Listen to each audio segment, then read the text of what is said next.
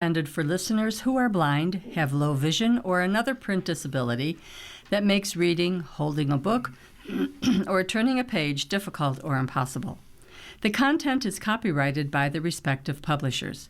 For more information, please visit us on the web at nfradioreading.org. Your Niagara Frontier Radio Reading Service now presents a reading of articles and features from the Buffalo News for Thursday, March 5th. Your readers today are Ted Pajacki and Ruth Nowotniak, and we'll go to our weather report. Our forecast for the next few days. Colder today with periods of rain, high of 40. Periods of rain tonight, low 33. Low clouds tomorrow, high of 50. Saturday, cloudy, becoming windier and warmer with a couple of showers and a thunderstorm, high of 68. Sunday, partly sunny, breezy and cooler with a high of 48 and a low of 40. Nationally, the high was at McAllen, Texas at 89 degrees, and the low was at Lake Yellowstone, Wyoming at 7 degrees. Our sunrise today was at 6:45, and it will set at 6:10 tonight. We're almost halfway there. What is it in the spring? The Spring forward? The spring equinox, is that what it is? Yes, and that's this weekend when our clocks change. We're not going to talk about the snow derby. Buffalo is second nationally, or first nationally, and it is third or fourth by the state. And that's all we need to know because there's not going to be much more snow, so we won't even go there. Okay, our front page news. Bond between U.S.-Britain undergoes a stress test. Opposition politicians accused UK Prime Minister Keir Starmer on Wednesday of weakening Britain's, quote, special relationship with the United States by differing from President Trump over Iran and drawing his ire. Trump on Tuesday called Britain uncooperative and slammed Starmer as not Winston Churchill after Starmer initially rebuffed a U.S. request to use UK bases for attacks on Iran. The Prime Minister later said American planes could use bases in England and on the Indian Ocean island of Diego Garcia to strike Iranian missile systems that are targeting British allies in the Middle East. Trump remains annoyed, and Starmer is bracing to see whether the president's anger has an impact on transatlantic ties and trade. Churchill set the tone for the post-World War II transatlantic bond by declaring during a 1946 speech at Westminster College in Missouri that there was a special relationship between the British Commonwealth and Empire and the United States. That relationship has been sustained over the decades by a common language, shared interests, military cooperation, and cultural affection. Sometimes that has been bolstered by close personal bonds, such as the friendship between Prime Minister Margaret Thatcher and U.S. President Ronald Reagan in the 80s, or between Tony Blair and Bill Clinton in the 90s. There have also been periods of strain. In 1956, Israel, Britain, and France attempted to seize control of the Suez Canal after its nationalization by Egypt. Their forces eventually withdrew after U.S. President Dwight Eisenhower's administration refused to back the effort and threatened sanctions. It was a stark reminder of Britain's waning power and American ascendancy on the world stage. A decade later, relations hit a new low when British Prime Minister Harold Wilson resisted pressure from U.S. President Lyndon Johnson to join the Vietnam War. Blair was seeking to avoid a similar rift when he sent British troops to join the U.S.-led invasion of Iraq in 2003, based on what turned out to be faulty intelligence about Saddam Hussein's alleged weapons of mass destruction. The conflict killed 179 British troops, around 4,500 American personnel, and many thousands of Iraqis. Blair's decision remains one of the most controversial by a British leader in decades. Center-left leader Starmer has forged surprisingly cordial relations with Trump since the president's return to office in 2025, but friction between the new leaders has been building for months. Trump's threat to take over Greenland was denounced by Starmer and other European leaders earlier this year. Recently, Trump has condemned Britain's agreement to hand over the Chagos Islands to the home to the Diego Garcia base to Mauritius, despite his administration earlier backing the deal. Starmer has strongly implied that he considers the war on Iran illegal and said his government doesn't believe in regime change from the skies. Cabinet Minister James Murray said Starmer was acting with a cool head and argued that Britain's relationship with the U.S. remains historic, long-lasting, and deep. But political opponents and critics in the media claim that Starmer is sidelining the UK at a critical time, even after an Iranian-made drone struck an British Air Force base on Cyprus, causing no injuries. The right-leaning Daily Mail proclaimed Starmer takes the great out of Britain. Conservative leader Kemi Badenoch said Wednesday in the House of Commons that Starmer should have declared support for the U.S.-Israeli offensive, and conservative lawmaker Garth Bacon accused the Prime Minister of a dithering and equivocal response to events. Starmer replied that American planes are operating out of British bases, that is the special relationship in action. British jets are shooting down drones and missiles to protect American lives in the Middle East on our joint bases. That is the special relationship in action. Sharing intelligence every day to keep our people safe. That is the special relationship in action. Hanging on to President Trump's latest words is not the special relationship in action. The U.S. president's moods can be fleeting, and British officials hope his latest squall will blow over quickly. Trump's threat this week to cut off trade with Spain after Prime Minister Pedro Sanchez condemned the strikes in Iran as unjustifiable and dangerous shows how high the stakes can be. The UK deal with Mauritius over the Chagos Islands, which Britain says is crucial to securing the future of the Diego Garcia base, is on hold until U.S. backing is secured. A trade deal signed by Trump and Starmer with great fanfare in May still hasn't been finalized and has been cast into doubt by Trump's recent tariff pronouncements. Peter Ricketts, a former UK national security advisor, said that Trump appears to want completely blind loyalty from allies and had launched an unfair broadside against Starmer. But he said that British authorities shouldn't overreact. I think the Prime Minister should keep calm and carry on, he told the BBC. Ted?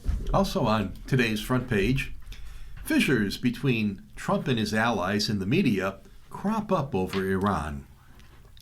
For President Trump, some of the sharpest criticism he's faced in the early days of the Iran war has come from once loyal media figures far more accustomed to singing his praises.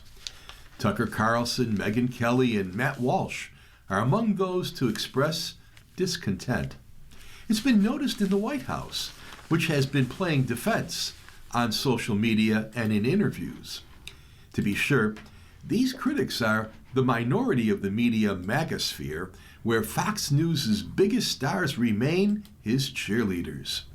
But their words illustrate conservative media's influence and how valuable it is to Trump when he runs as a well-oiled machine, and how much of a problem it can be if it fractures. Much of the criticism has centered on Israel's influence on Trump's decision to go to war. Carlson, the former Fox News star, who has built his own independent operation, told ABC News over the weekend that the attack was absolutely disgusting and evil. It's hard to say this, but the United States didn't make the decision here. Benjamin Netanyahu did, Carlson said on a podcast, referring to the Israeli Prime Minister.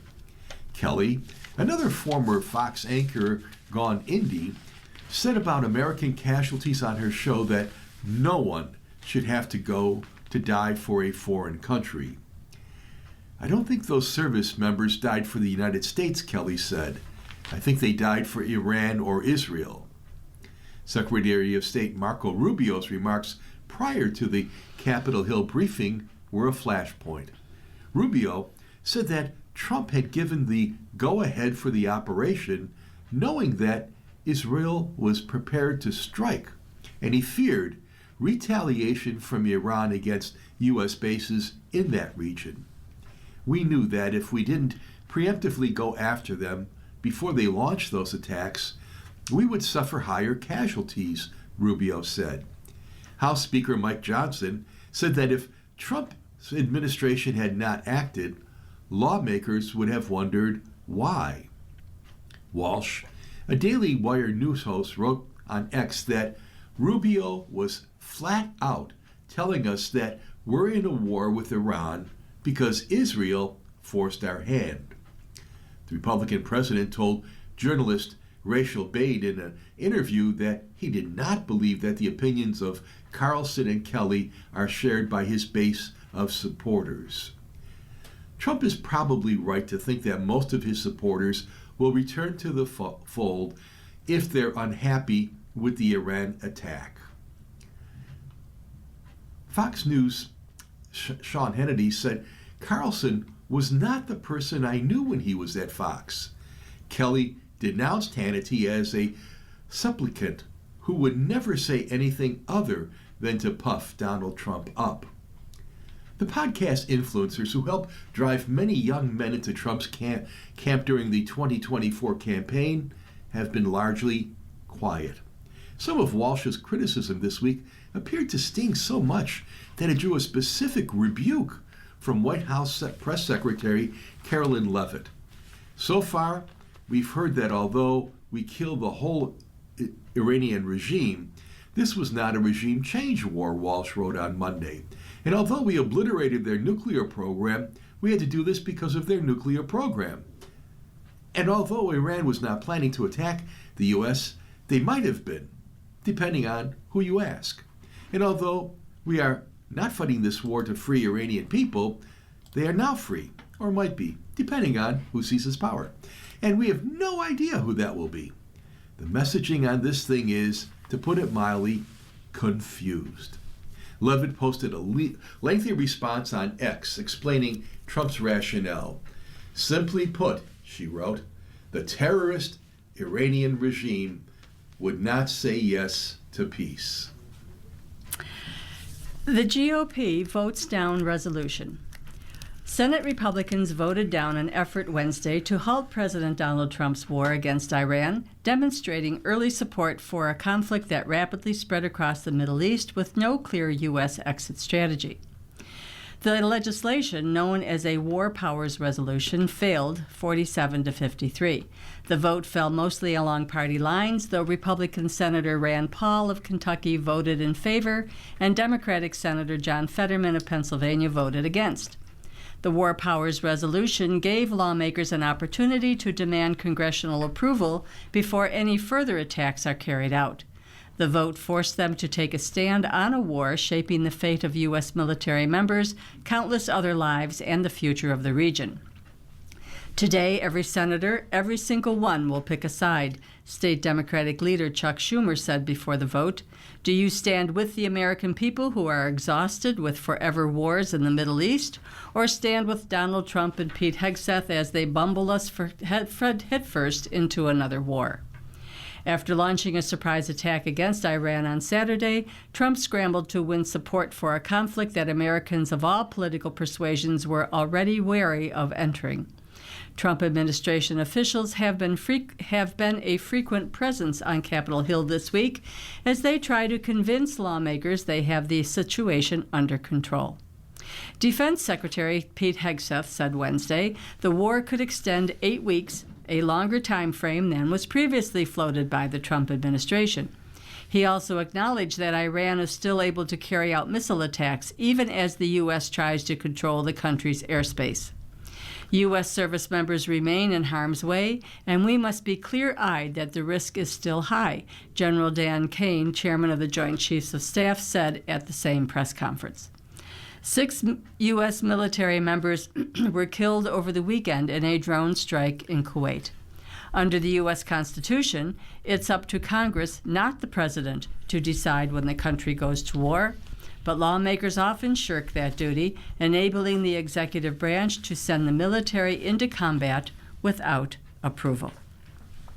You're listening to a reading of today's Buffalo News on your Niagara Frontier Radio reading service. The time is approximately 14 minutes past the hour, and we will now go to our editorial. Transparency denied. Erie County Sheriff John Garcia's leadership team has some explaining to do. The sheriff's office must tell the public why the department didn't provide information sought by the Buffalo Police Department in the investigation of Sheriff's Narcotics Chief Daniel D.J. Granville's 2024 crash spree on Buffalo's west side. Garcia should hold a press conference that fully details why the Buffalo Police Department had to file a Freedom of Information request to get information on the case from his department. And then Garcia could take questions, there will be many, from the public and press. Be sure to carve out time for a county legislature review. Garcia could benefit from the example shown by Buffalo Mayor Sean Ryan, who recently released more than 3,200 pages and 12 hours of audio files, including interviews with Buffalo police officers who showed up at the scene on April 11, 2024. Also released 911 dispatch calls alerting police to the crashes and call logs from Granville's sister-in-law Lucia Esquilin when a lieutenant who was demoted to detective sergeant as a result of the internal affairs investigation. This amount of transparency from the city makes the 7 pages of documents the Sheriff's Department released in January on the Granville case look pitiful. Only 4 of those pages got to the heart of the matter, with a, quote, report of investigation summary that found Granville had violated 2 policies. As reported by the News' Sandra Tan, the Sheriff's Office rebuffed records requests regarding the Granville case from the Erie County Legislature and the news media. To be sure, prior to Ryan becoming mayor, the Buffalo Police Department acted similarly. Once Ryan was sworn in as mayor in January, that changed. The Granville files, now finally released, revealed that the Sheriff's Department refused to help Buffalo Police, whose internal affairs investigator, Karen Torello, sought payroll and schedule records to determine if Granville was on duty at the time of the accident. She also requested chain of custody and towing information related to the smashed county-owned vehicle Granville drove and any available body camera footage. Buffalo Internal Affairs tried and failed to directly contact Granville and James DeLacy last March 10th, according to the timeline. DeLacy worked under Granville as part of the sheriff's narcotics squad and was called by Granville's sister-in-law 15 minutes after the crashes occurred on the lower west side of Buffalo. But there was no response from either man, so Internal Affairs personnel attempted to contact their counterparts with the Sheriff's Office in the Professional Standards Division led by Sheriff Neil Held, to no avail. Torello was forced to file a Freedom of Information law request for documents related to the crashes. Also, she appropriately asked that the information be unredacted, since it is being provided to another police agency. That was March 19, 2025. Torello received an initial response by mail from Held with about a week later, stating that any provided documents would cost 25 cents per page for photocopies. She then received another response by mail dated April 24, 2025, saying that the Sheriff's Office could not complete its request within the month. The items you requested are extensive in nature.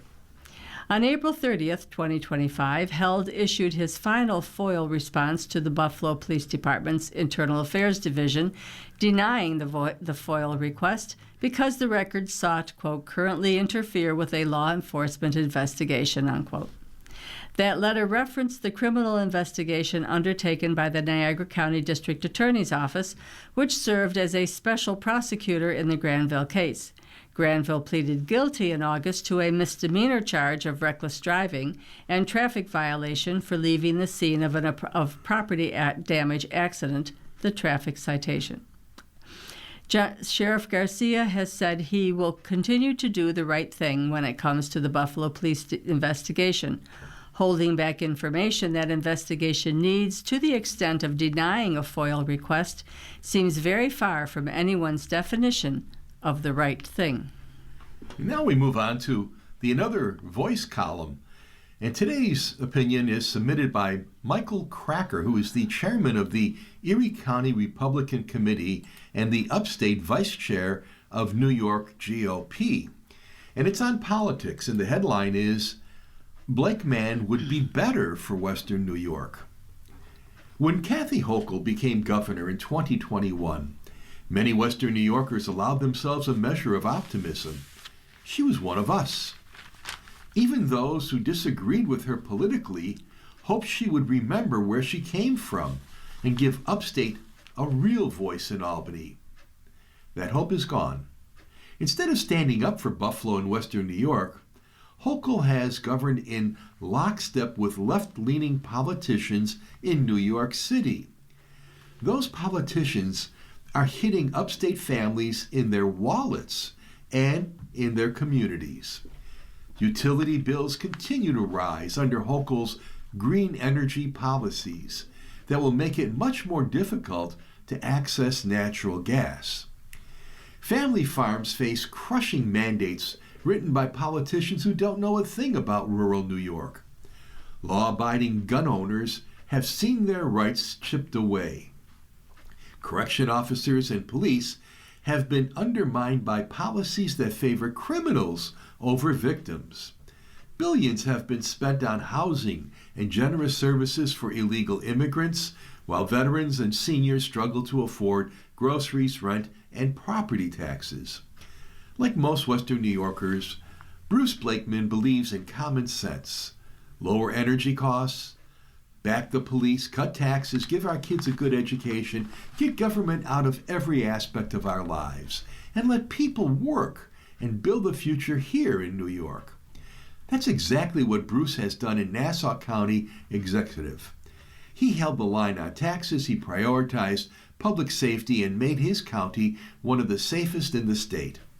He has been unapologetic about putting residents first, opposing sanctuary policies, defending fairness in women's sports, and insisting government work for taxpayers. Hochul may have grown up in Erie County, but she's fallen in line with the New York City politicians running the show in Albany.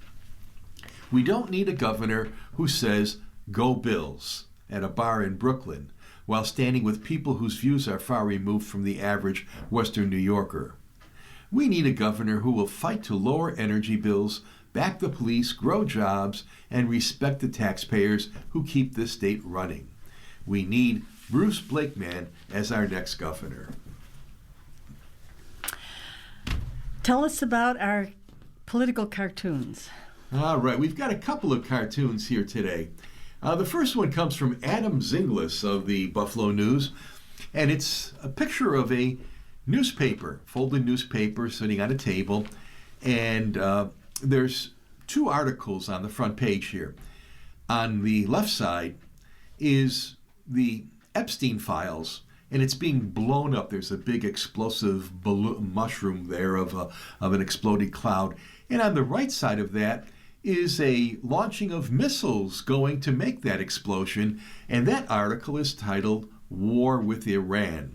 So I guess Adam is telling us that this war was started to take away from the attention given to the Epstein files. And the other one comes from Tom Stiglich of the Creators Syndicate, and it's an image of a newspaper again, but this one is entitled the Islamic Republic News Agency, and the page that it has here is called the Classified page, and it says immediate openings, and it says now hiring, start tomorrow, wanted, a supreme leader, looking to fill a key position in the Islamic Republic of Iran. High risk, high reward, flexible schedule, hazard pay. In a fast-paced environment, must have hatred for women, LGBTQ community, Israel, and America. And that's a plus for the job.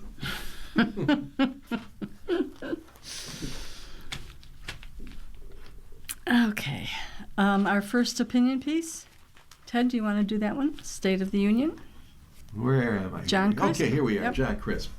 Boy, 4 articles in a row. I know. I want to keep you busy. Yeah, you are. State of the Union has echoes of North Korea. Can you bear a few more thoughts on President Trump's much-discussed State of the Union address last month?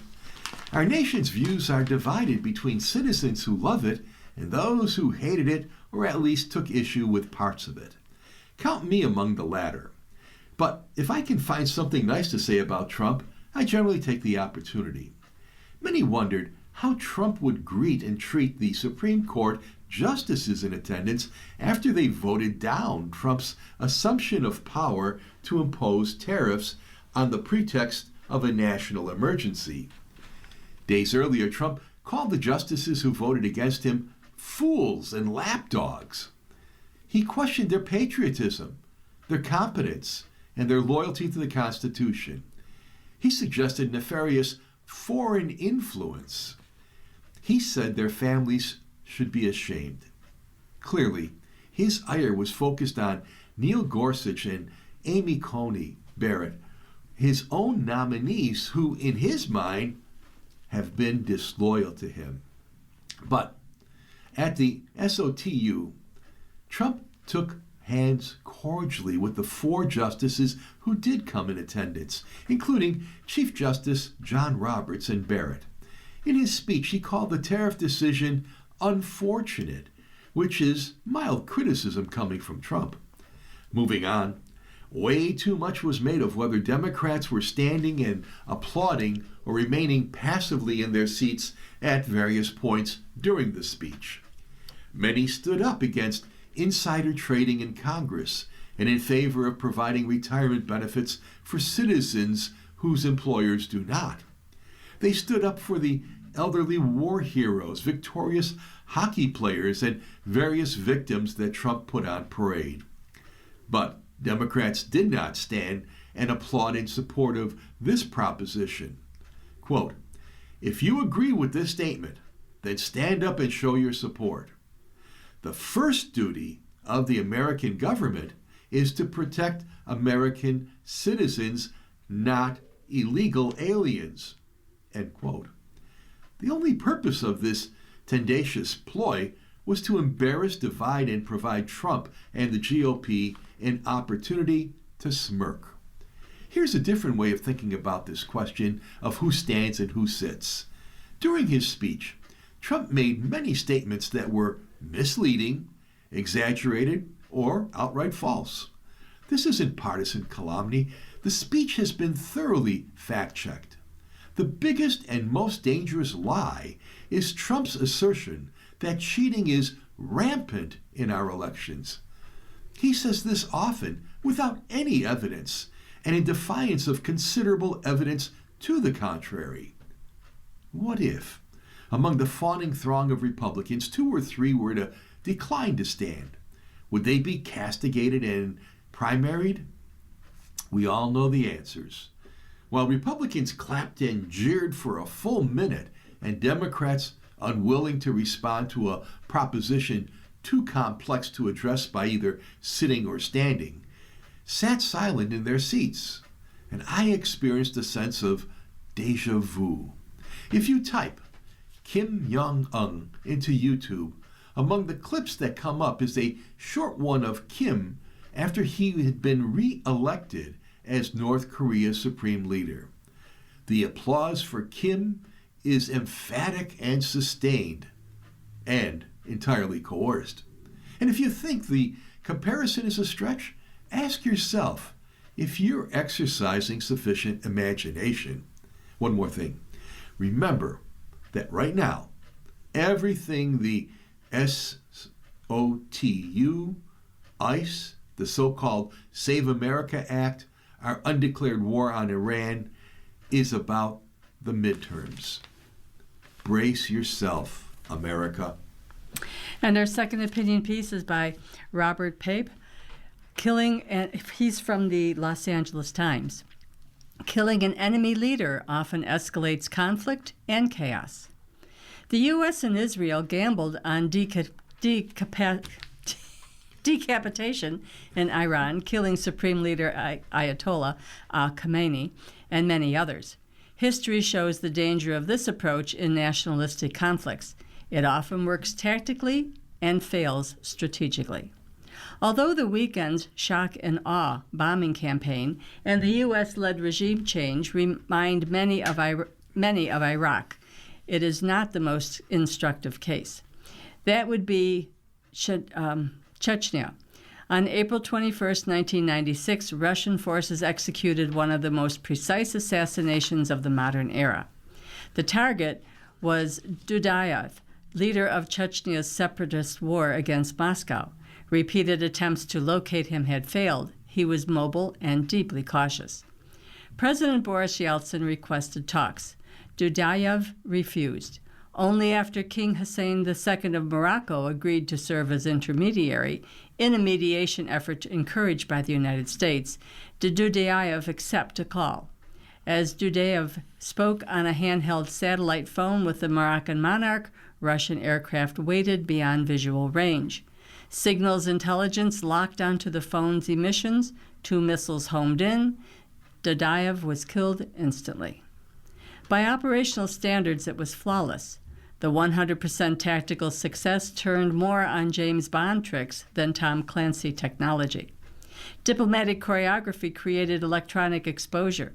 Precision weapons did the rest. No ground assault, no Russian casualties, no ambiguity. For air power theorists shaped by the 1991 Persian Gulf War, this was the embodiment of a powerful idea largely refined in U.S. planning circles. Strategic bombing could kill, overthrow, or paralyze enemy leaders and compress wars into days. Like the Texas Rangers slogan, "One riot, one ranger." The implied promise was one war, one raid. The rationale behind decapitation assumed regimes are hierarchies. Remove the apex and the structure collapses. In Chechnya, only the first step happened, which was predictable. Nationalism is not stagnant and not hierarchical. It grows after foreign attacks and evolves into more powerful identity coalitions. When U.S. strikes failed to kill Muammar Gaddafi, 1986, or Saddam Hussein numerous times in the 90s, many air power advocates concluded that misses were the problem. If the leader actually died, the regime would fracture. Russia, with a critical U.S. assist, provided the execution could be perfected. But execution was never the core variable. Leadership assassination in international disputes does not simply remove authority, it redistributes it under emotional mobilization. That is what has begun in Iran, after months of succession planning with the expectation that 86-year-old Khamenei would be assassinated. A top Iranian official said an interim committee would lead the government while a new leader is chosen. This is the pattern after decapitation. Martyrdom transfers legitimacy. The successor must demonstrate resolve, not flexibility. The political market towards maximalism. Moderation becomes disloyalty. Dudayev's death did not fragment resistance, it sanctified it. Power shifted toward commanders less constrained by negotiation and more willing to escalate. Among them was Shamil Basayev. The center narrowed, the emotional intensity widened. The strike succeeded tactically, but was a strategic catastrophe, triggered greater nationalism and violence that fueled years of bloody war with Russia. This is the smart bomb trap. A discrete strike intended to compress a conflict instead transforms its character. Once identity is fused with martyrdom, escalation becomes politically easier.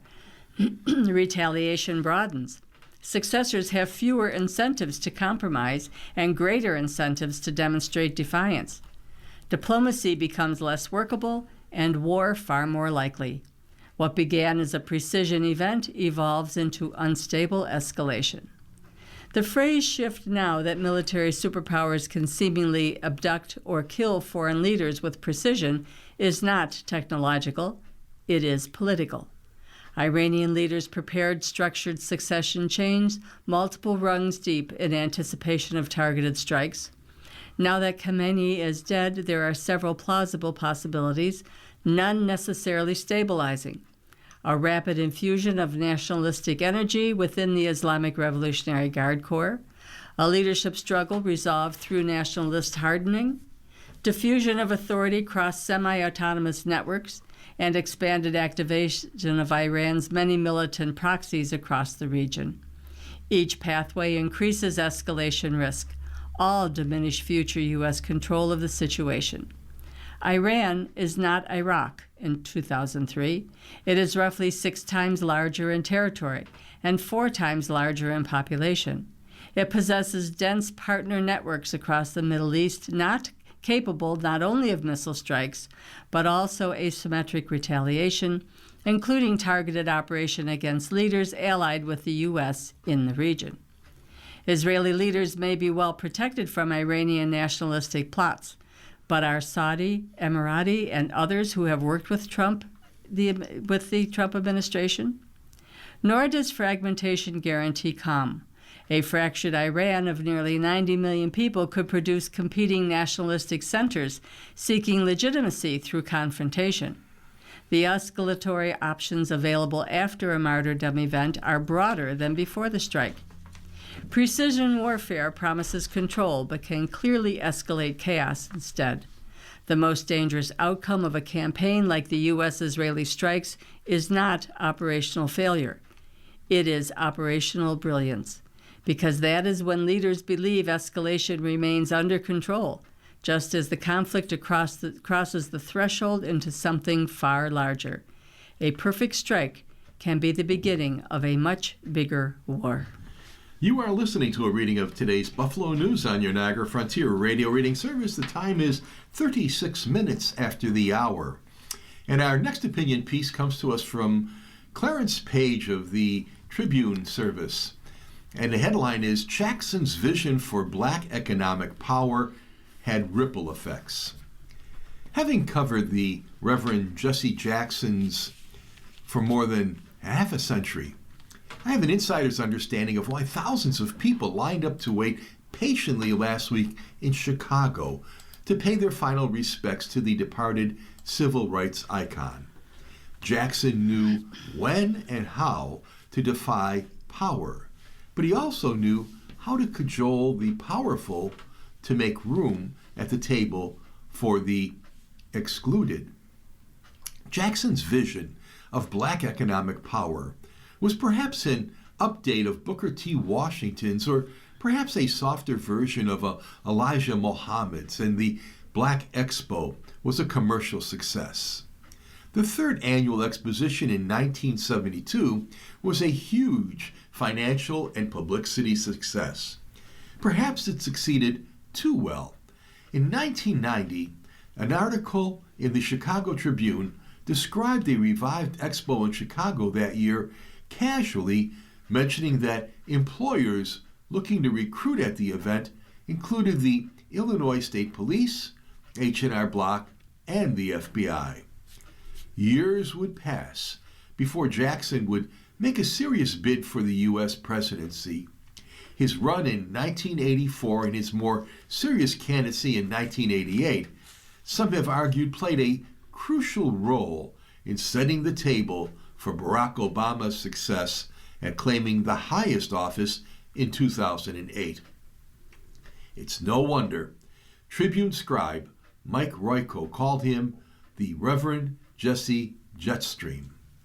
Now, he's at rest, and it's fitting, as Black History Month has concluded, to remember how central Jackson was to broadening our understanding of a truly inclusive society, a country where black achievement and full participation in the prosperity of America were natural and fitting and worthy of fostering. Jackson has become a legend, and he's made it possible for so many others to reach the pinnacle of American success. And we'll go to our finance page.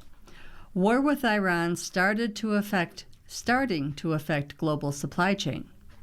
The Iran war has effectively halted oil tanker movement in the key Strait of Hormuz, but it's also disrupting the wider global supply chain beyond oil, affecting everything from pharmaceuticals from India, semiconductors from Asia, and oil-derived products like fertilizers that come from the Middle East.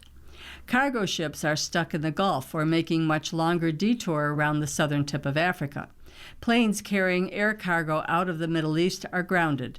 And the longer the war drags on, the more likely there will be shortages and price increases on a wide range of goods. Clarkson's research, which tracks shipping data, estimates that about 3,200 ships, or about 4% of global ship tonnage, are idle inside the Persian Gulf. While those may seem like small percentages, they have a domino effect that will lead to congestion elsewhere, said Michael Goldman, General Manager, North America of Karu Containers.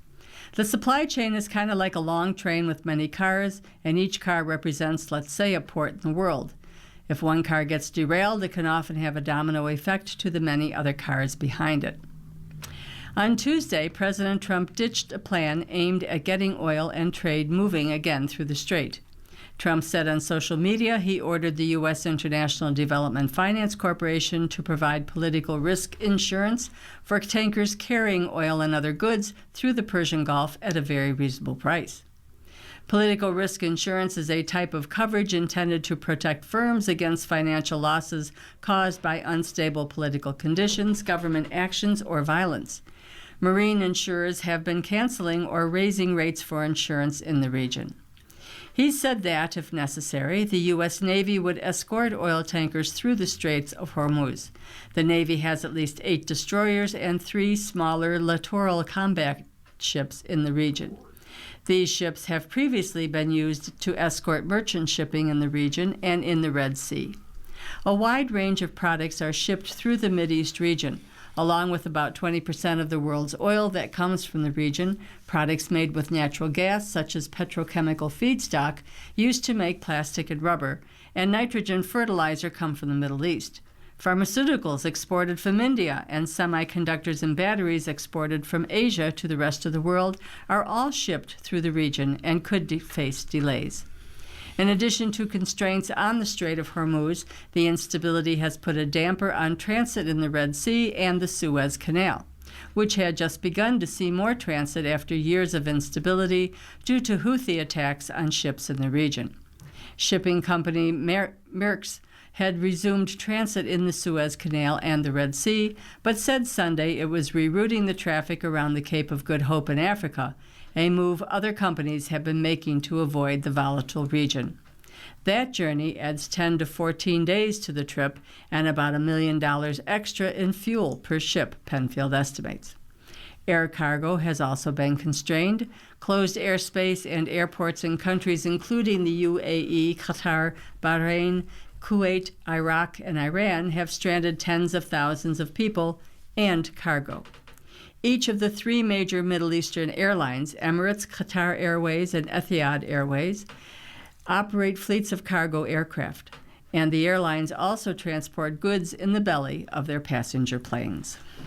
In local financial news, the Cheektowaga FedEx will be closed in June, and the subtitle is 9 centers across upstate will be shuttered in the consolidation effort.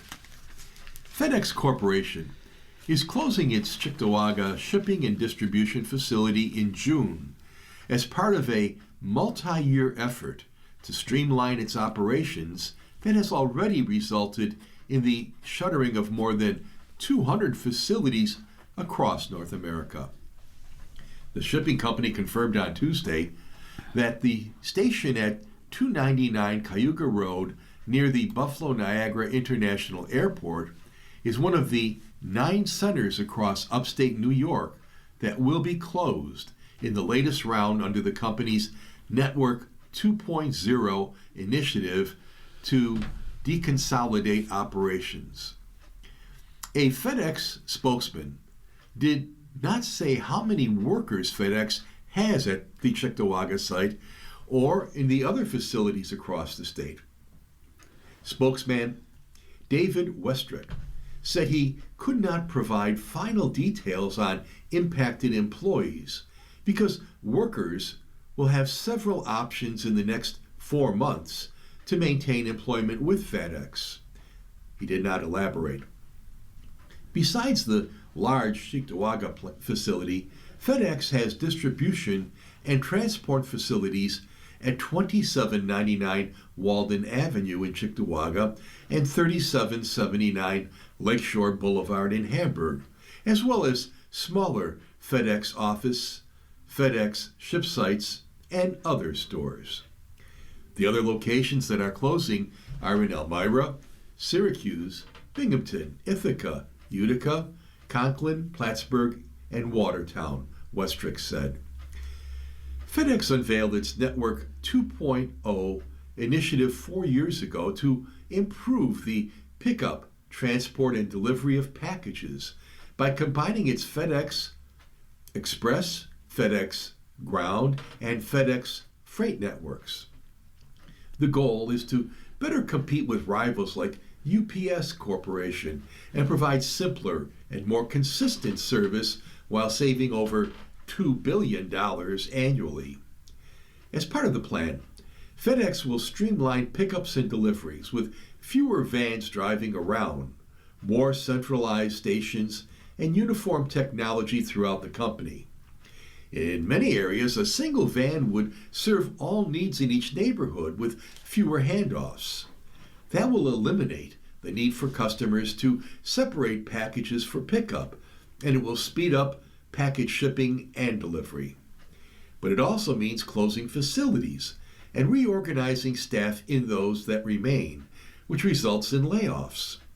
By the end of 2027, when implementation of Network 2.0 is supposed to be completed, FedEx expects to have closed over 475 stations, or about 30% of its footprint, according to public statements made earlier this year by company officials.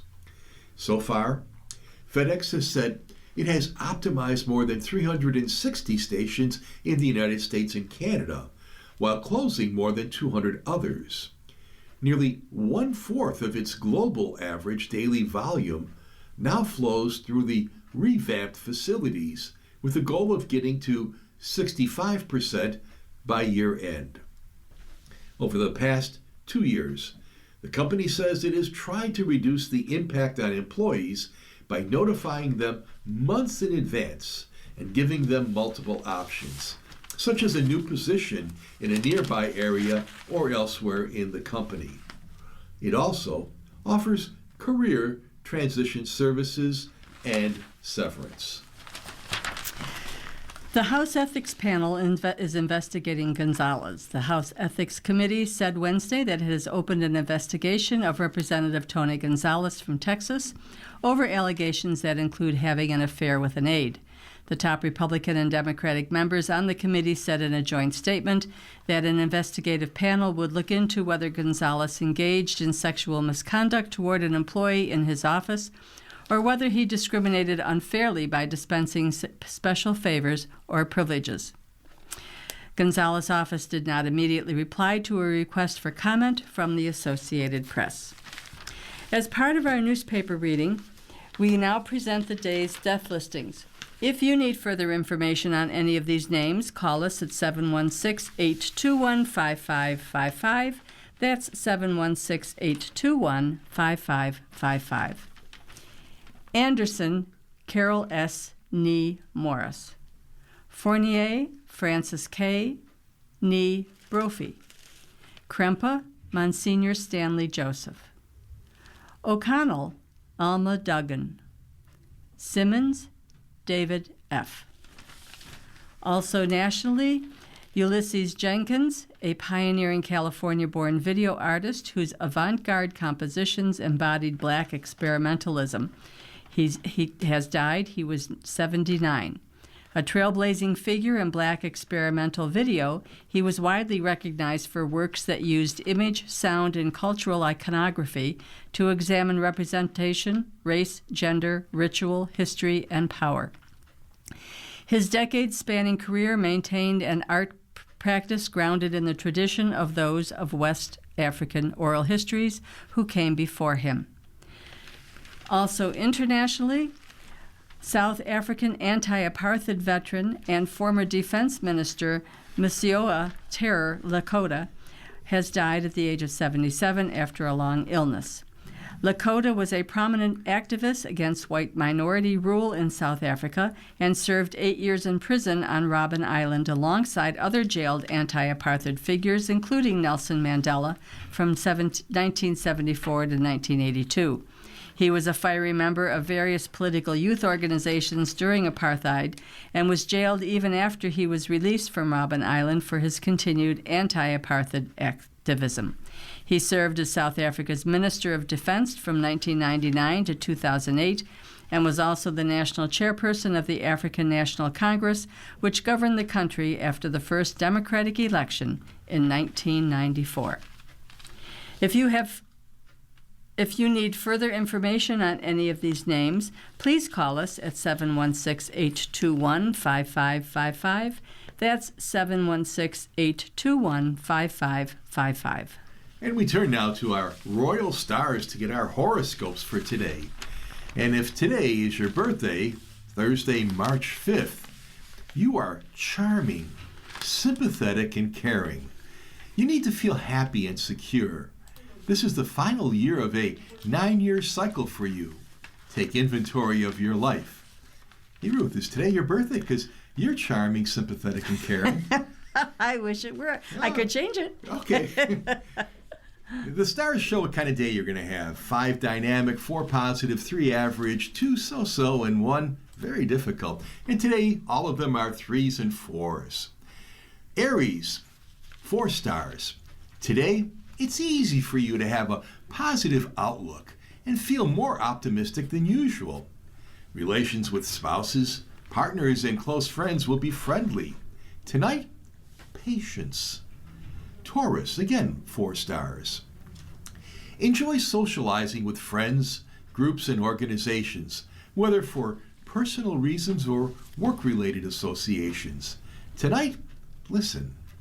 Gemini, 3 stars. You can make a great impression on bosses, parents, teachers, and VIPs today, including the police, because you look fortunate, informed, capable, and affluent. Tonight, work. Cancer, 4 stars. Do something to expand your world today.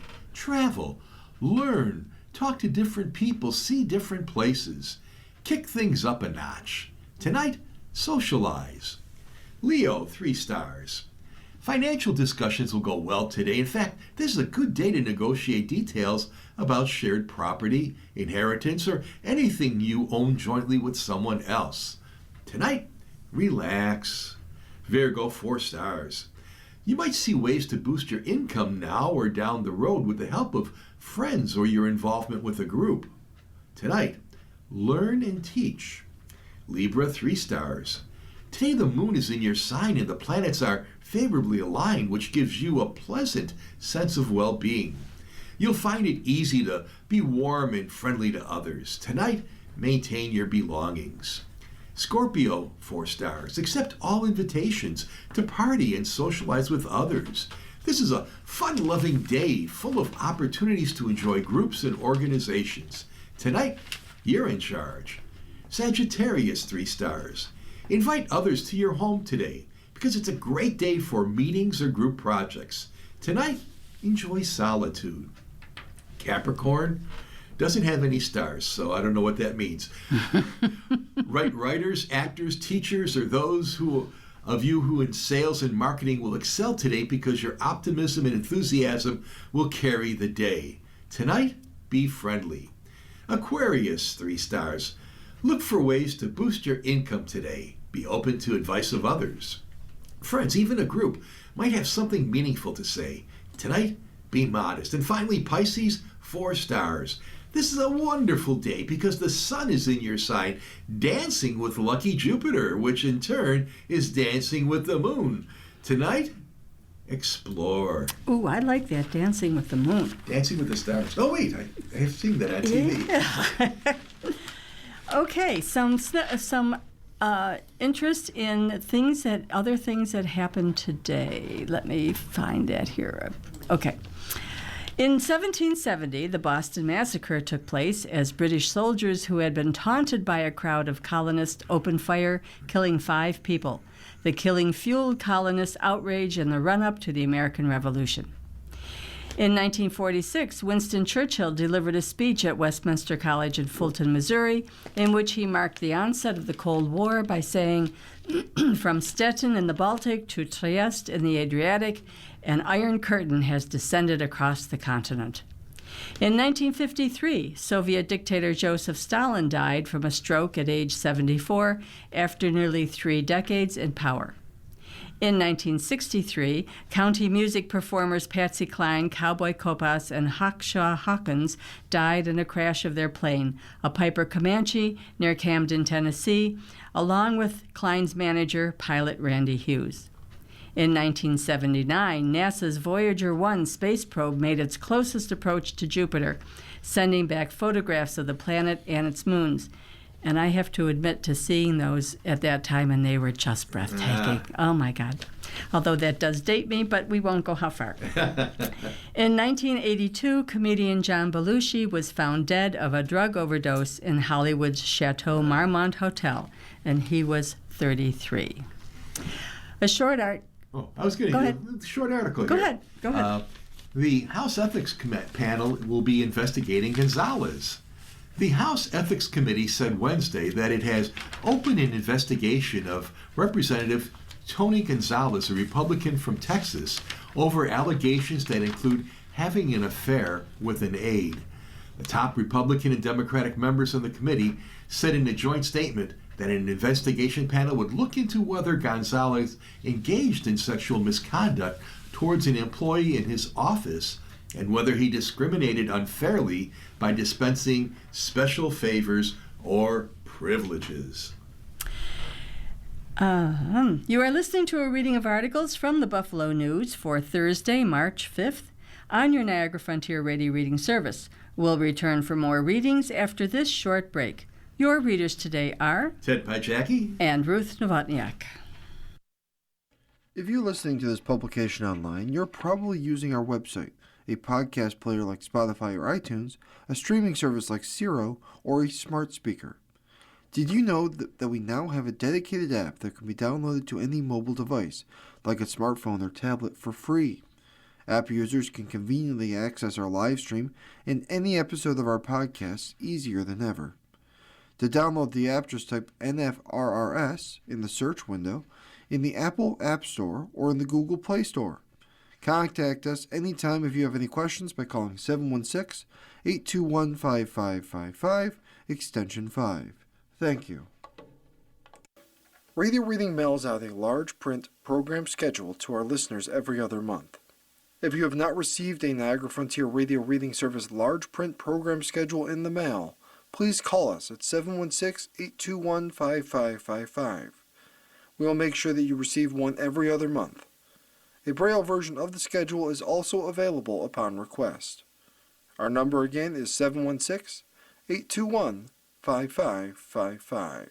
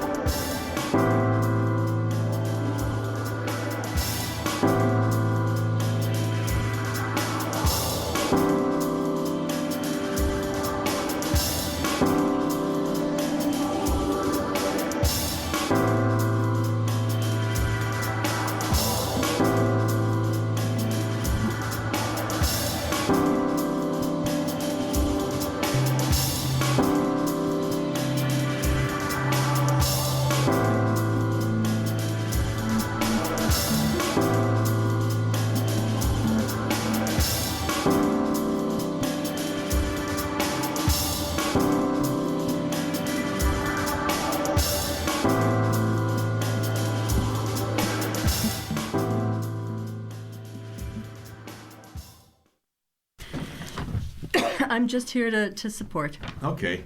We'll continue now with our reading of articles from today's Buffalo News. And your readers this morning are Ruth Nowotniak and Ted Pajacki. And we turn now to local and regional news.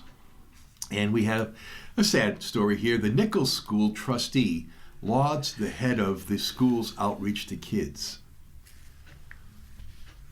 Christopher Berner shouldered significant responsibility over 7 years in leading Nichols School, the prestigious college preparatory school near Delaware Park. But Berner, who died of natural causes on Tuesday at the age of 63, also took seriously his aim to connect with the more than 500 5th to 12th grade students under his watch. That was appreciated by many, including Andrew Forbes, the chairperson for Nichols' 24-member Board of Trustees, who was grateful for Berner's willingness to reach all types of students. Forbes' youngest son, Oscar, graduated last year and almost never responded with anything more than fine when he was asked by his parents how school was given on any given day. After returning from a school trip to Yosemite National Park to learn about environmentalism and how to fly fish with Berner, who accompanied the students for part of the trip, Oscar actually responded to his father's questions, albeit with a little prodding. "Yeah, that's one of the highlights of my time here," Oscar told his father. A staple in Berner's schedule was enjoying lunch at 11 a.m. with Nichols' 5th and 6th graders, the youngest students on the campus, who are farthest away from the head of the school's office, Force said. He just loved being around their energy and their interactions and their innocence, the chairperson said, adding that Berner still taught a small class in advanced Latin. These interactions showed that Berner went above expectations, Force said. It's just an illustration how Chris was able to connect with different kids in different ways. And he's head of the school, so that wasn't his primary responsibility, right? As the Nichols community grieves the sudden loss of its leader, Forbes said leadership responsibilities for the remainder of this year will be split between him, longtime administrator Daniel Dolan, and a dean of students in its high school, Aaron Habelt. A search for a new head of school will follow, Forbes said. Berner was the 13th head of the school in Nichols' 130-year history. Nichols is among the most prestigious schools in Western New York, known for its rigorous admission process, college placements, club opportunities, and 8-to-1 student-to-teacher ratio, as well as its $31,350 annual tuition. Nichols' statement acknowledged Berner's 2 children, Matthew and Abigail, who have already been through tragedy once. Their mother, Allison Jones Berner, died from a brain tumor in 2019 at the age of 54, shortly before Chris took this job at Nichols. That was just a terrible tragedy, Force said. His kids now are dealing with that same process even as we speak. Berner remarried Amanda Simmons, who has served several stints as a math teacher at Nichols. The bulk of Berner's career was spent at Western Reserve Academy, an independent college prep school in Ohio, southeast of Cleveland. Prior to an 11-year run as head of the school at Western Reserve, Berner taught Latin and history and coached several sports teams, Nichols said in its statement on Tuesday. Most of Forbes' exposure to Berner was through his role over the last 5 years on the school's robust Board of Trustees. He commended Berner for his professionalism in those interactions. He was very open, very honest, always willing to listen to different perspectives, Force said.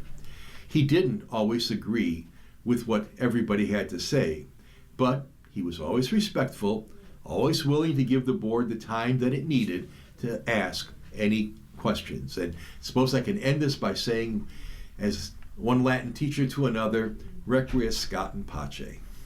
Well said. New spot location plays huge role on East Side. And this is by Francesca Bond, who's a news staff reporter. Letitia Thompson's husband has some explaining to do. Nothing serious, but how could he not have mentioned the new Spot Coffee on Jefferson? You said he knew, Thompson said to Spot Coffee's owner, Mohammed Ahmed, who stood behind the coffee counter on Tuesday afternoon. We always have coffee. He gets his coffee from here? Thompson, wearing a thin strand of pearls and a lanyard bearing her registered nurse work badge, swiveled her head to fully take in the details of the new cafe. It's a cafe kiosk inside a Jefferson Avenue Sunoco. A shiny wall of tiles in cornflower blue separates the coffee counter from the rest of the store. The owner, 32-year-old Ahmed, stands between an espresso machine and a shelf of more than 24 French syrups and flavors such as rose, mint, pear, and macadamia nut. Thompson's verdict, "This is awesome." Spot Coffee is a brand name coffee, she said. Just getting Spot Coffee in here is big, huge for the community. I have transportation, but I think it means a lot for the ones who don't, the ones with mobility issues and things like that. They can't get from A to Z. It means a lot that you can come here and get Spot Coffee. Are you kidding me? This is Thompson's neighborhood convenience store. She's been a regular since Ahmed's grandfather opened the store more than 35 years ago. It's where her husband buys his coffee, previously from a tabletop pump dispenser, and now hot and fresh from a Spot Coffee counter. It's been the only store in the community for decades, so they play a huge role, Thompson said. Ahmed's family had been serving the East Side, surrounding Ellicott, Pratt Willard, and Broadway Fillmore neighborhoods at their Sunoco for decades. They're at 155 Jefferson Avenue. Ahmed started working there at 15 and is now the third-generation owner along with his father, Ahmed Abu Hamra. Ahmed recently completed a spot-led barista training. On Tuesday around noon, he made a chocolate mocha shake, chai latte with oat milk, and caramel macchiato for a steady stream of customers. We want to do something for the neighborhood, Ahmad said. Bring something new to the neighborhood with a welcoming atmosphere. The new Spot Coffee is a counter within a gas station, not a full-blown cafe. There are no tables and chairs.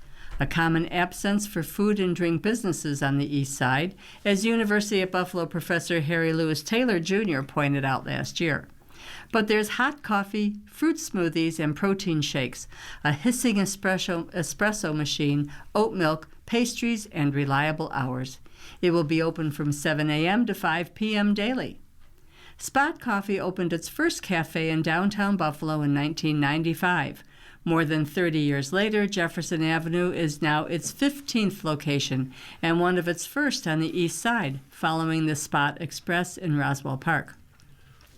The new location is close to the growing, dense Larkinville business district, which has full office buildings, restaurants, and cafes. But on Jefferson Avenue, where the residents haven't received anything close to the same amount of investment as the city's whiter neighborhoods, Spot Coffee is a meaningful addition.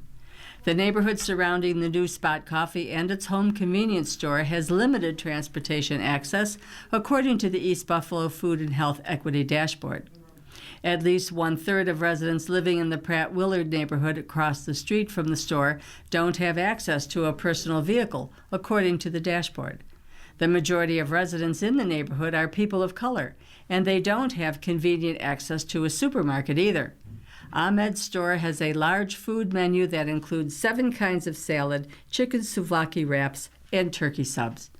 Convenience stores like Ahmed's are considered a cornerstone of the neighborhood, in neighborhoods where residents don't have vehicles.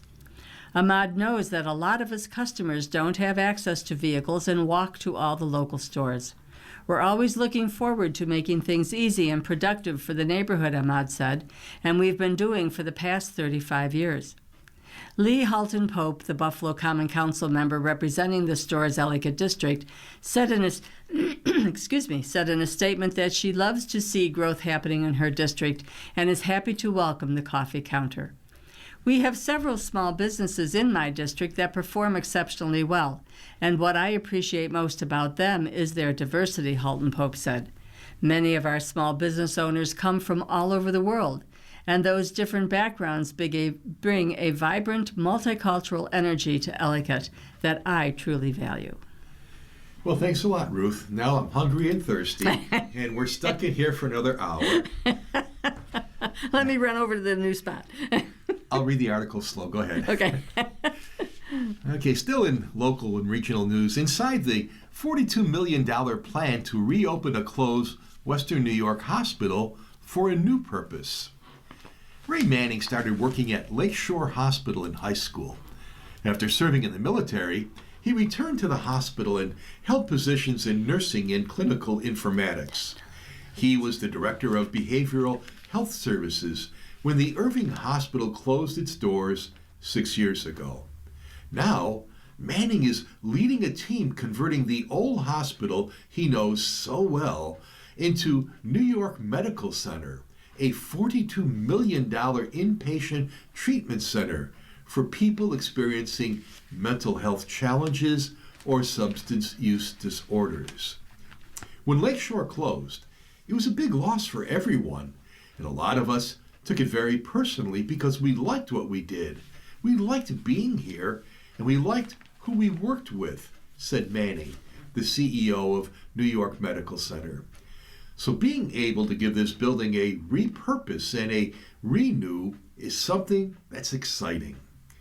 It may seem ambitious to revitalize a 173,000 square foot hospital building that was left for dead, a casualty of rampant industry consolidation that has hurt many communities like Irving.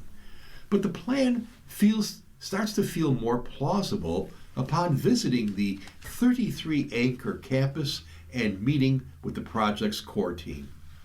Like Manning, key team members live nearby. The community and this former hospital means something to them. They were there the day Lakeshore closed. Several of them joined Brooks TLC hospital system in Dunkirk, which was created years earlier following the combination of TLC Health Network, which operated Lakeshore and Brooks Memorial Hospital. The administrative team members who worked at Lakeshore, then Brooks, and now New York Medical Center include Wendy Luce, Chief Operating Officer Consultant to New York Medical Center, Chuck Villafranca, the Senior Director of Facilities Management, Dawn Kirk, Senior Director of Financial Services, John Quinn, Director of Plant Operations, Safety and Security, and Kyle Smith, the Director of Dietary Environmental Services and Emergency Preparedness. Luce and Turk go back as far as Tri-County Memorial Hospital in Gowanda, which also was part of TLC Health Network, but closed following a devastating flood in 2009. It's a lot of full circle moments for everyone, Manning said. It's this team that will lead the way in making New York Medical Center a reality. Ruth? Hochul maintains double-digit lead over Blakeman. A Siena University poll released Wednesday showed Republican gubernatorial candidate Bruce Blakeman gaining ground on Governor Kathy Hochul in a would-be election, but still trailing the Democratic governor by 20 percentage points. Blakeman, the twice-elected Nassau County executive, closed the gap between himself and Hochul among male, upstate, and New York City suburban voters since the last Siena poll was released early last month. Overall, Hochul continued to lead Blakeman 51 to 31%. I'm sorry, I lost my place. Oh. 50? Oh, okay. According to the Siena Research Institute sampling of 805 New York State registered voters. Democrats still outnumber Republicans by more than 2 to 1, so it's not surprising to see Hochul continue to maintain a large double-digit lead over Blakeman, although it's tightened a little bit in the last month. The Buffalo-born Hochul led Blakeman by 25 percentage points in December and 26 in the last poll. Blakeman's improved percentages come after both he and Hochul were designated as their party's nominees at state conventions last month. In last month's poll, Hochul led Blakeman among male voters by 22 points and among both upstate and New York City suburban voters by 14 points. Hochul's lead among voters who earn $50,000 to $100,000 annually dropped from 18 to 6 points. Hochul's lead over Blakeman among moderates dropped from 37 to 21. You are listening to a reading of today's Buffalo News on your Niagara Frontier radio reading service, and the time is 15 minutes after the hour. Now we turn to the sports section, and we're going to start with the Sabres. And overnight there's a rumor of a major trade, just waiting for the player to give the okay. So we'll wait today to hear if we make that really big trade. We're starting with Mike Harrington, and his headline is, as the Sabres keep stacking wins and moments, Tage Thompson night stands out. Whether a season is a coronation or a clunker, there will be moments that will outlive the results. On Tuesday at the KeyBank Center, it will stand out as one of those nights. Your favorite night for Sabres past from this season has to be the January reunion of the beloved 2005-2006 team. Your choice for Sabres present, with a group that seems bent on reviving the spirit of '06 2 decades later, had to be the Team USA gold medal celebration for Tage Thompson. The sellout crowd was waving its TNT gold medal towels. The joint was jumping. The Sabres were up 3-0 less than 6 minutes into the second period, with the roof nearly getting blown off when Thompson scored his 33rd goal of the season. It was unreal, Sabres defenseman Owen Powers said, after what turned into a 3-2 nail-biter over the Vegas Golden Knights. Even just skating out there, you could tell there was a different vibe in the building. It was a ton of fun to play in front of that. The start of what could be a wild week, because it's on to Pittsburgh for a meeting tonight with the Sidney Crosby less Penguins in the PPG Paints Arena, and then back home for games here on Saturday against Nashville and a Sunday showdown with the Atlantic-leading Tampa Bay, which is now only 2 points ahead of Buffalo after its loss on Tuesday in Minnesota. Props to Sabres fans for the roar they gave former captain Jack Eichel and Vegas teammate Noah Hanifin when they were introduced and brought to center ice as part of the ceremony. Eichel got booed, of course, upon his puck touches during the game, but the hip crowd let out a very audible group laugh after the first set of boos early in the first period before getting its burr back up for the rest of the night. Thompson had no idea his wife, mother, and 2 children were coming to center ice as part of the opening ceremony. It was a nice touch for sure. What an awesome night. So cool to have my family got to be there for the puck drop. I had no idea that was happening, Thompson said. To get to share that moment with them, and obviously Jack and Noah and Gretzky, and that Gretzky is the Sabres and Team USA massage therapist Brett Compton, and what was really special. And what an amazing reception from the crowd. That was a little emotional for me and meant a lot. You think Thompson wanted to score a goal in this game in front of his crowd and hear more USA chants? You know it. The moment came at 5:44 of the second period. A wicked wrister from the right circle off a dainty backhand pass from Alec Tuck. It was really cool, Thompson said. Such an awesome reception from the crowd meant so much to me, and I'm sure it meant a lot to everyone here. To score and hear the crowd, that was probably the loudest I've heard it here. Really cool. Obviously a big goal at that time of the game.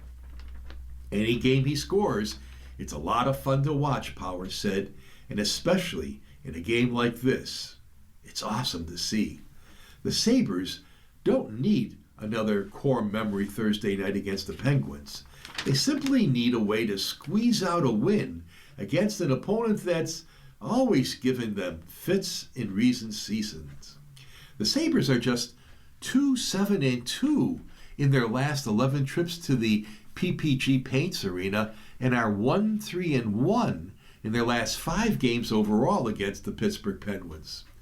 2 of the losses have come this season, a 4-2 game in Pittsburgh the night before Thanksgiving and a 5-2 loss on February 5th at the KeyBank Center in the final pre-Olympic game.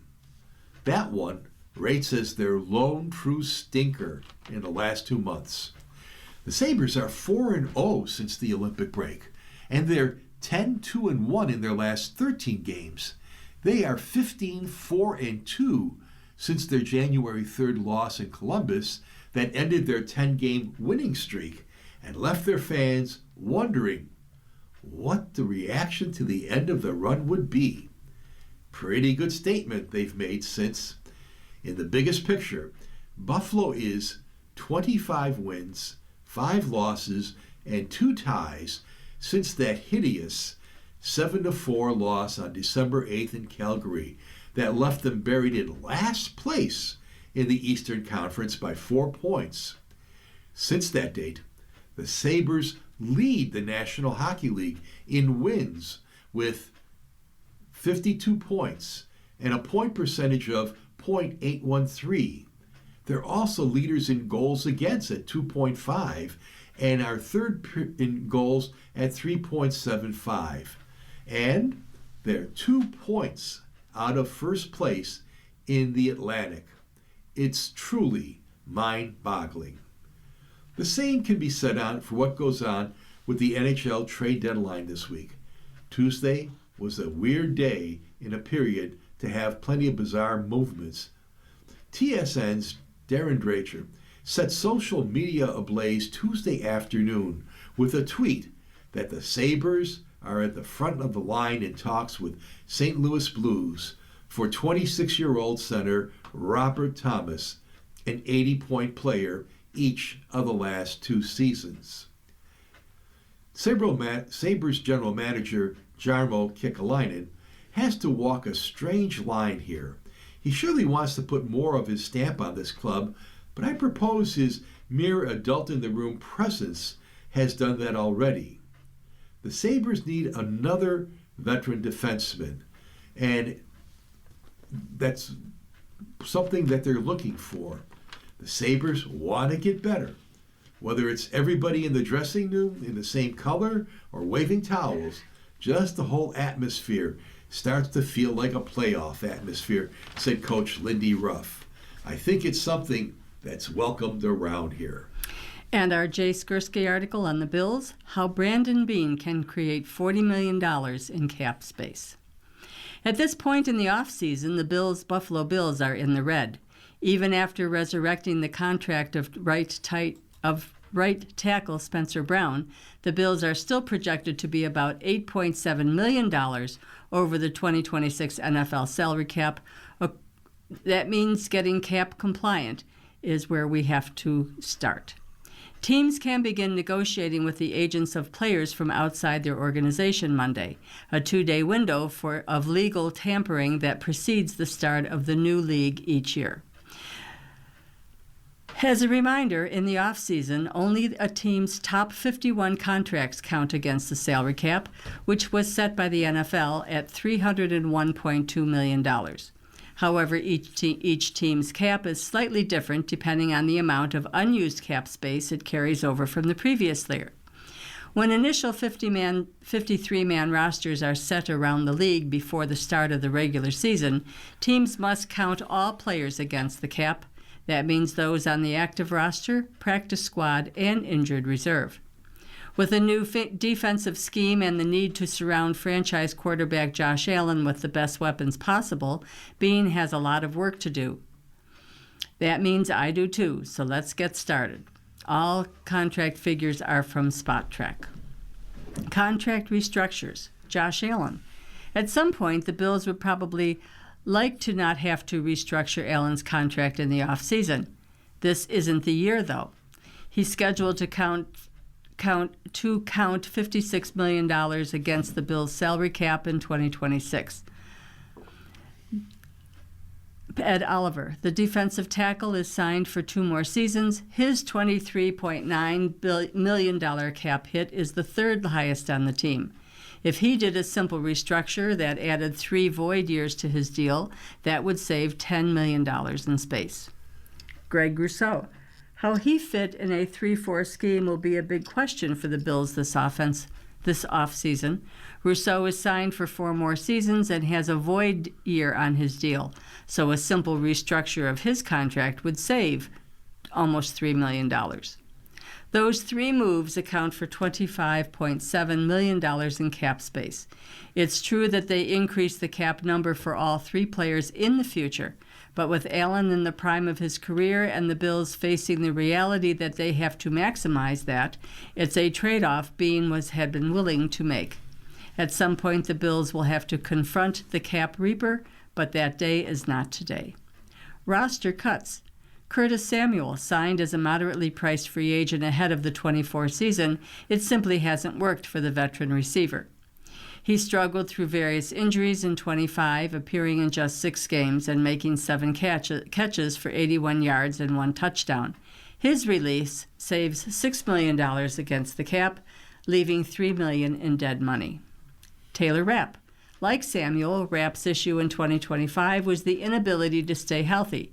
He underwent knee surgery following Week 6 loss to the Falcons and missed the remainder of the year.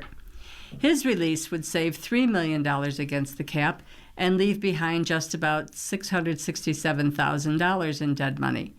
It would also create a hole at the starting safety spot next to Cole Bishop. Pay cuts. Dawson Knox. The veteran tight end has a $17 million cap hit in 2026. That's simply too big of a number based on Knox's production. An outright cut, which would save $9 million against the cap, is a possibility. There are complicating factors, though. Number 1, Knox is still a useful player. He had 36 catches for 417 yards and 4 touchdowns last season.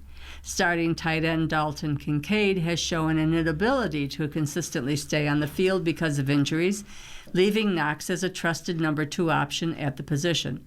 Knox married a Buffalo native. He has roots here. He's a respected voice in the locker room and is close with Allen. All of those are considerations when exploring what to do with him. Knox's contract calls for a $1.5 million roster bonus on the 5th day of the new league year, along with a $9.91 million base salary and a $250,000 workout bonus. It's unlikely that Knox would receive $12 million on a new contract elsewhere. A pay cut with the opportunity to earn some of the money back in incentives while guaranteeing his base salary would be a good compromise for both sides. We'll set the number at $4 million. Taron Johnson. Like Knox, the veteran nickel cornerback has been a big part of the Bills' sustained run of success. Johnson has a tricky contract situation. He's got 2 years left on his deal, but there is no more guaranteed money to be paid out.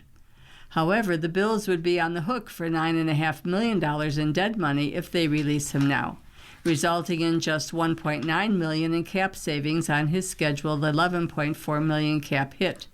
That's not a big savings, especially considering it would leave the team without a proven option at nickel quarterback, which is an important position for any defense. The Bills face a similar position in the 25 offseason with linebacker Matt Milano, eventually agreeing to a restructured contract that included a $3 million pay cut and shaved 1 year off the deal, making Milano an unrestricted free agent this March. A similar approach with Johnson makes a lot of sense in that it would give him some stability and allow the team to see if he could rebound and be a fit in the new defensive coordinator Jim Leonhard's scheme. After this flurry of moves, the Bills will have saved $41 million, going from a cap deficit to having about $33 million in cap space. That's a more decent start to give Beane some room to operate. But there is one more contract to look at for some relief. Left tackle Dion Dawkins is signed for 2 more seasons. His cap hit of $24 million in 25 is number 2 on the team, behind only Allen. In this exercise, the Bills have adjusted the contracts of the players with the top 5 cap hits, excluding Dawkins. He's entering his age 32 season, so a contract extension on the surface seems like a risky proposition. However, left tackles have shown they can age pretty gracefully. Additionally, Dawkins is scheduled to count $8.5 million in dead money in 28 based on void years and previous contract restructures that kick the can down the road. Signing him to a 1-year extension that runs through the 28 season would reduce his 26 cap number and give the Bills a chance to get something out of him down the road when he's already going to be... Oh, my thing flipped. Whoops. Oh. And give something down the road when he's already going to be taking up a significant portion of cap space. Signing Dawkins to a market value contract extension could open up as much as $10 million in cap space, according to SpotTrack. But we'll build in a bit of hometown discount on the deal, saving about $7 million in cap space in 26, while keeping the 28 number a bit more reasonable. This gives us a little more than $41 million to take into free agency. That's a lot of money. It sure is. More than I'll ever see. You're listening to a reading of today's Buffalo News on your Niagara Frontier Radio reading service, and the time now is 31 minutes after the hour. And, we're in the first week of March here, Ruth, and you know what that means.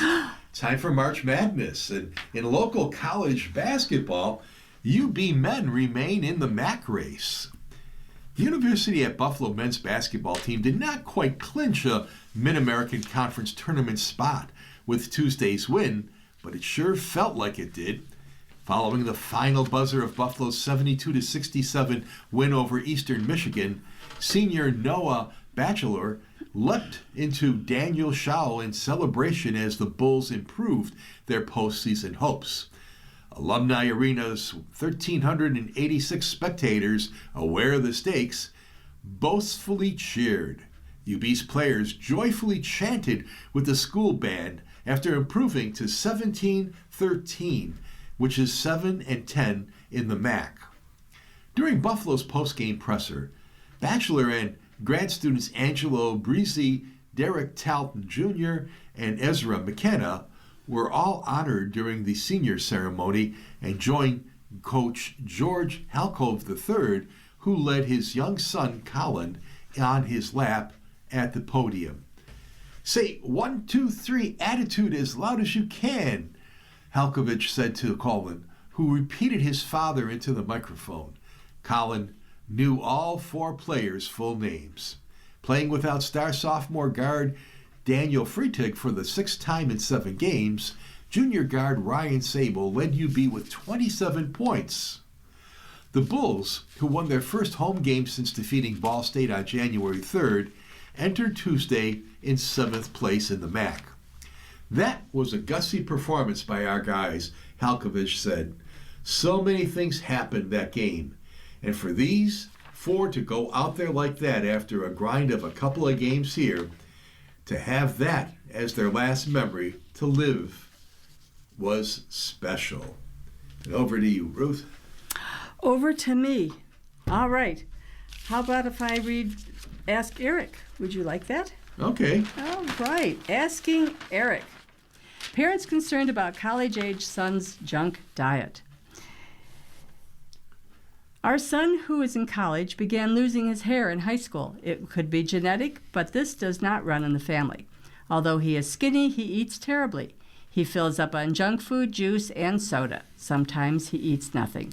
When he lived at home, I could influence at least some of what he ate, but he always denied there was anything wrong. His pediatrician, male for what it's worth, always dismissed my concerns. I helped him find a new doctor when he turned 18, but now that he's an adult, there is even less I can do.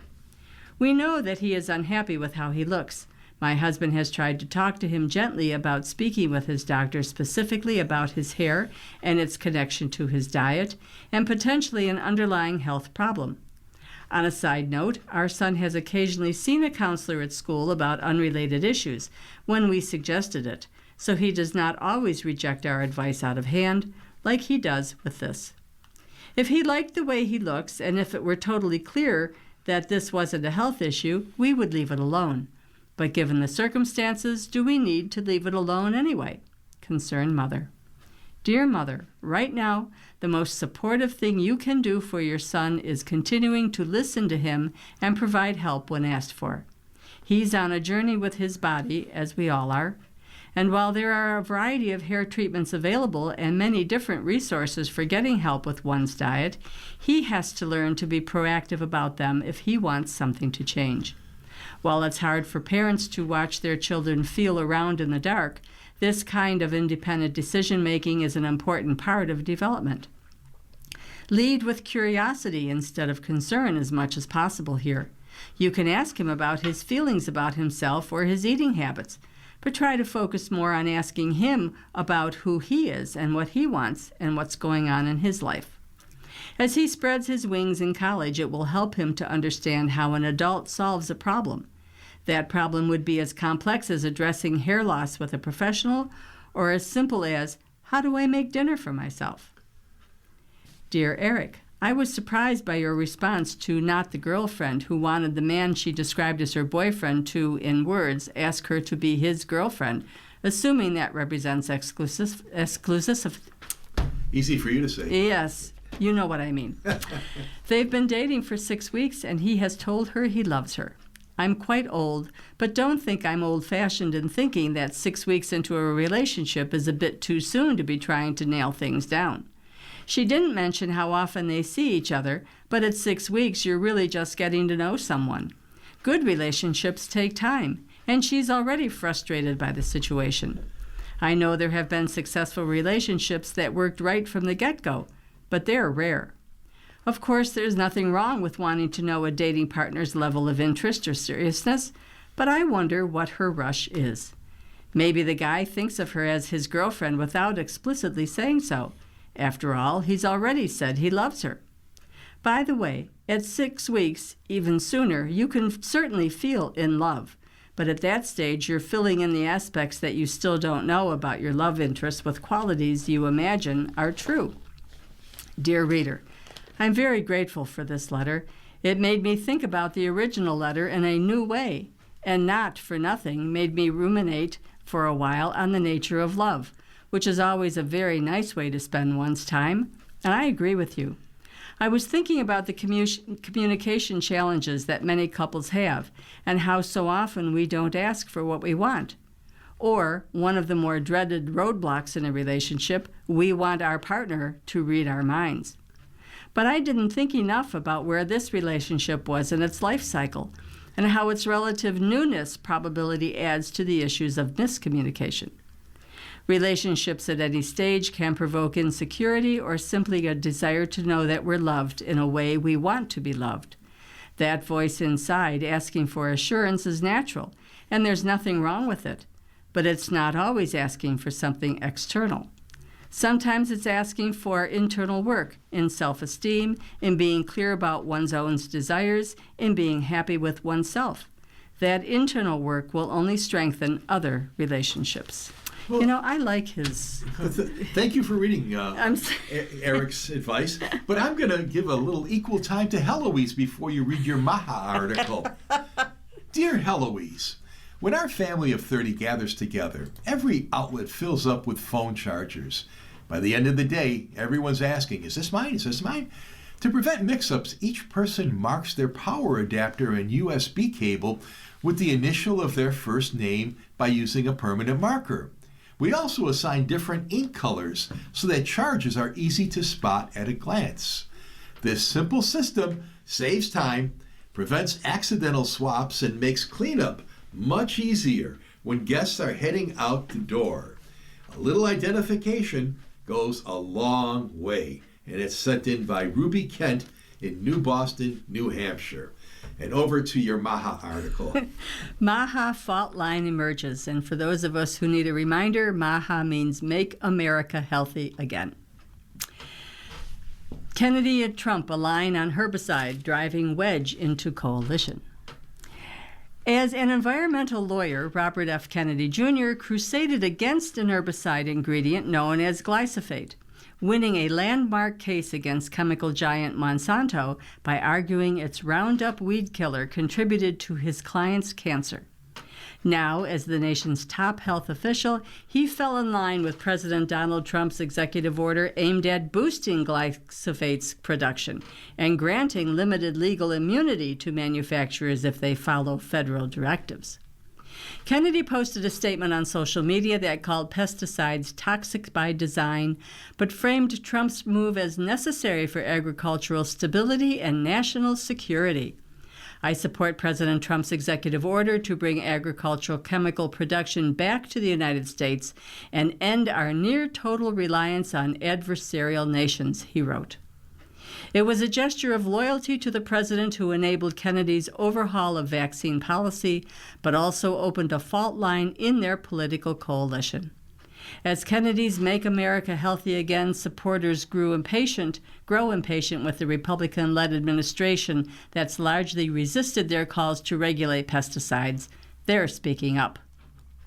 It's been a year. Not a single thing has been done by the EPA to reduce our children's and families' exposure to pesticide, Moms Across America founder Zen Hollycutt, a prominent MAHA activist, replied to Kennedy's post. We love you, Bobby, but this administration needs to keep their word. Critics said the order is part of a pattern that favors pesticide manufacturers who defend their products as reviewed by regulators to ensure they don't threaten human health if used properly. A proposal from House Republicans would make it harder to sue pesticide companies for failing to warn about product dangers. The Justice Department in December backed Monsanto owner Bayer in a Supreme Court case that could limit its future liability for Roundup. Trump's executive order is intended to protect domestic production of elemental phosphorus, which is used in military devices and glyphosate-based herbicides. It also seeks to protect the production of glyphosate-based herbicides, which the administration says are critical to agricultural supply chains. Kennedy repeatedly said he believes glyphosate causes cancer. While several studies support his contention, the Environmental Protection Agency said the chemical is not likely to be carcinogenic to humans when used as directed. Bayer said in a statement that it stands behind the safety of our glyphosate-based products, which have been tested extensively, approved by regulators, and used around the globe for more than 50 years. Kennedy said he is working with the U.S. Department of Agriculture and the EPA to expedite a future in which the food supply is not reliant on harmful chemicals. The Trump administration in December launched a $700 million regenerative pilot program aimed at helping farmers adopt practices that boost soil health, water quality, and productivity.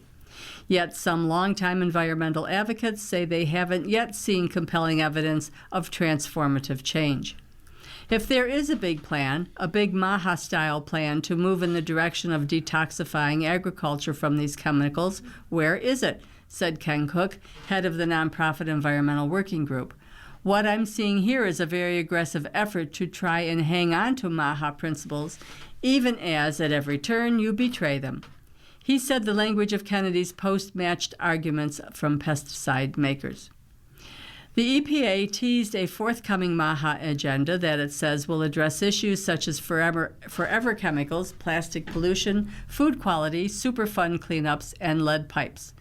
EPA Press Secretary Bridget Hirsch said it's, quote, in the final stages and will affirm the agency's commitment to science and transparency on pesticides. Kennedy's MAHA coalition is seen as a politically important group for Republicans to win to keep their majorities in Congress in November's midterm elections.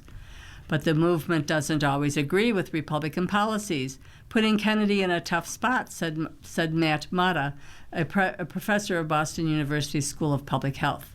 The Kennedy-aligned political advocacy organization, MAHA Action, issued a memo aiming to address some of the movement's anger by fact-checking inaccurate claims about the executive order and urging the administration to take actions, including an independent EPA review of glyphosate's effects on health. We know many of you are angry. That anger is understandable, and we share the urgency behind it, it read. We also know that this movement is most powerful when it is precise, factual, and strategic. Corporate media and political opponents would love nothing more than to see the MAHA coalition fracture. We will not give them that. Our next article is about environmental activism, and the headline is Greenpeace's Future Clouded. Greenpeace is fighting for its life in North Dakota's court system, where a judge decided to order the environmental group to pay an expected $345 million to an energy company whose Dakota Access Oil pipeline construction drew protests nearly a decade ago. A jury last year found 3 Greenpeace entities liable for numerous claims and awarded more than $660 million to Energy Transfer in damages, which Judge James Gian cut nearly in half. Once the order he promised is formally entered, both sides are expected to appeal to the North Dakota Supreme Court. The $64 billion Dallas-based energy conglomerate, which owns and operates thousands of miles of pipelines in 44 states, objected to the halving of its award. Greenpeace USA reported cash and assets nowhere near such hefty damages.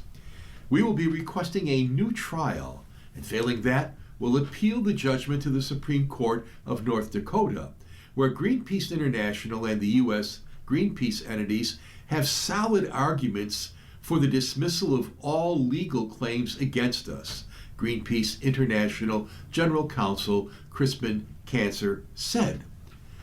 Netherlands-based Greenpeace International, Greenpeace USA, and the funding arm Greenpeace Fund Incorporated said they will never stop working to protect the planet. Greenpeace activists climbed bridges to hang banners and confronted whaling boats at sea.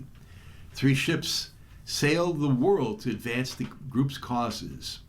Members scaled a chemical plant smokestack to protest toxic pollution in 1981 and occupied a North Sea oil platform in 1995.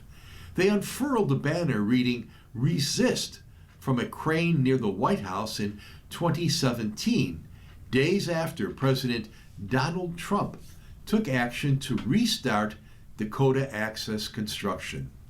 In 2023, members covered the country estate of then British Prime Minister Rishi Sunak in black fabric to protest new oil and gas drilling. However, it was the protest in North Dakota in support of the Standing Rock Sioux tribe that mired the group in legal trouble. Plans for the multi-billion-dollar Dakota Access Pipeline that now moves oil through 4 Midwestern states drew widespread opposition after complaints from the tribe, whose reservation is downstream from the pipeline's Missouri River crossing. The tribe long said the pipeline threatens its water supply. The tribe's protest drew thousands of supporters who camped in the area for months while trying to block construction. Hundreds of arrests resulted from the sometimes chaotic protest in 2016 and 17. An attorney for Energy Transfer, Trey Cox, said Greenpeace exploited a small, disorganized local issue to promote its own agenda. He called the group master manipulators and deceptive to the core. He accused Greenpeace of paying professional protesters, organizing protester trainings, sharing intelligence of the pipeline route, and even sending lockboxes to demonstrators so they could attach themselves to the equipment. The Greenpeace groups said there was no evidence to those claims and insisted they had little or no involvement in the protest. They called the litigation lawsuit intended to silence the activists and the critics. Still, the jury found Greenpeace USA liable on all counts, including defamation, conspiracy, trespass, nuance, and tortuous interference. The other 2 entities were found liable for some of these claims. And now the article, My View. This is written by Larry Fertile of Orchard Park, who's fascinated by big numbers. I hope you enjoy this article. Random combinations from a single deck of cards reach unimaginable proportions. 2 months ago, I wrote about a curious statistical property of a deck of cards. Every time you shuffle or cut the deck, that exact arrangement has never appeared before in the history of card shuffling, and in all likelihood, will never again. The reason lies in the staggering number of possible arrangements of 52 cards. It equals 52 factorial. That is, you multiply 52 by 51, then that by 50, then that by 49, and so on until you get times 2 times 1, which works out roughly the number 8 followed by 67 zeros. That number is so vast that it slips beyond normal comprehension.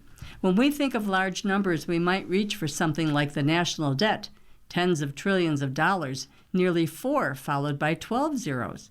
That seems astronomical until you set it beside the above 68-digit number.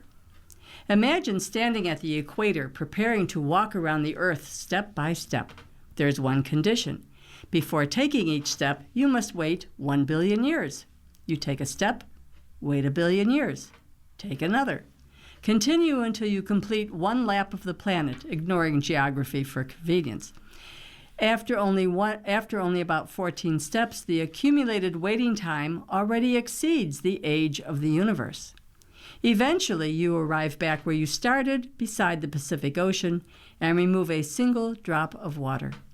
Then you repeat the entire journey, another billion-year pause between each step around the globe, followed by the removal of another drop. Again and again, you circle the planet, draining the ocean 1 drop at a time across inconceivable stretches of time. Eventually, impossibly, the Pacific is empty. At that moment, place a sheet of paper on the ground, refill the ocean, and begin again. Each time you finish draining it, add another sheet of paper to the stack.